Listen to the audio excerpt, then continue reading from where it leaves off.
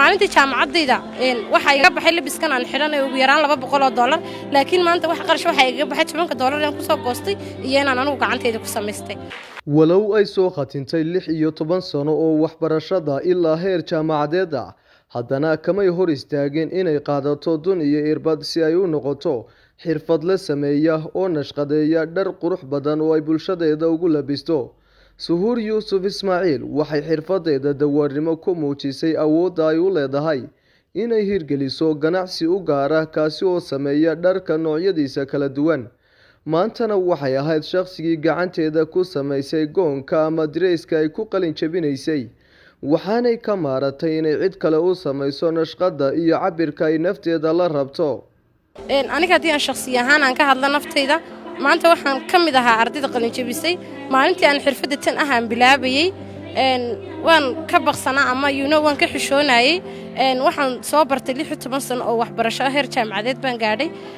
aad baan uga xishoonayay inaan dhaho dawaar baan galay oo waalidkii xataa waxaan odhanayay ha i sheegina inaan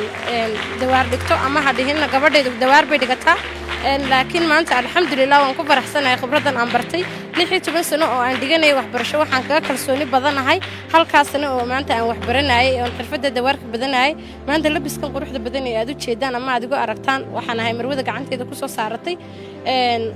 ugu horeyn naftayda aan ku anfacay marka labaad familkayga marka saddexaad asxaabtayda maantana aan leeyahay aan ka mid ahay dadyagu ku guuleystay ganacsiga ee u furan yihiin ee aan ka shaqeeyo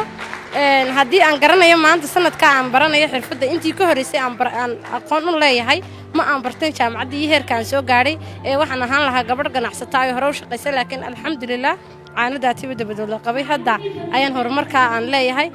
waxaan ku dhiirigelinayaa dhammaan dhalinyarada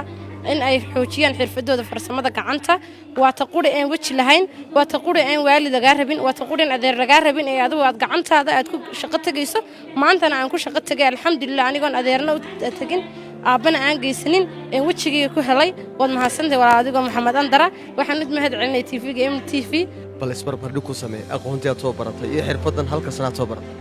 alxamdulillah horta xirfadii aan soo bartay waxaan oran karaa aniga ahaan waxa igaga qiimo badan halkaasina aan wax soo baranay way xirfadii maanta jaamacadii aan soo bartay ma aan ku helin wax shaqo tan laakiin maanta markii aan soo dhameeyay iyadoo xafladeedii maanta lagu sugan yahay ka hor waxaan ahay gabadh ganacsatay oo shaqaysatay oo meeradeedii u furan tahay adigu waad aragtay inaan isbarbar dhigin xoog u kala weeyihiin laakiin mar walba waxa muhiim ah qofku isagoo aqoontiisa maadiga leh inuu farsamada gacantana uu barto ugu horeyn naftiisa ayuu ka anfacaya xataa hadaan ganacsi ku furan ama aanu ku shaqaysan waa waxa qureed naftaada ka anfici karto oo maanta labiskayganba ay tahay tago aan ku quruxda badanay ee qurxisay kale maalintii jaamacadayda waxa iga baxay labiskan aan xiranay ugu yaraan $200 laakiin maanta wax qarash waxa iga baxay $10 aan ku soo goostay iyo inaan anigu gacantayda ku samaystay